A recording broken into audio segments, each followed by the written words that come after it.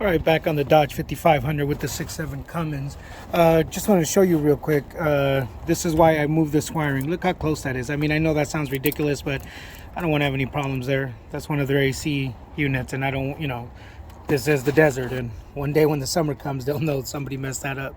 So, nonetheless, already got these screws out of the air box or whatnot. You don't have to take them all the way out. You can just leave them like that.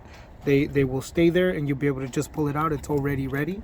As you can see, it's already ready. Right here, I've already loosened up the clamp for the air box. So really the only thing left from here is just breaking the seal loose on that tube and pulling it out. So again, my little trusty hook or pick or larger pick, whatever you want to call it.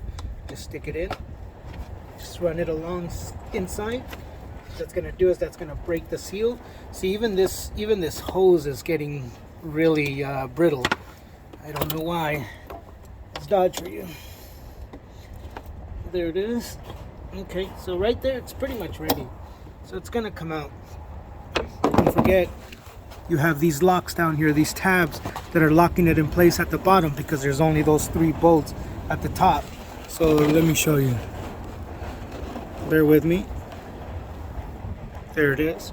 So once you get it up, pull it towards the fender. That's going to unlock it from down there, and there it is. That's it. It's off.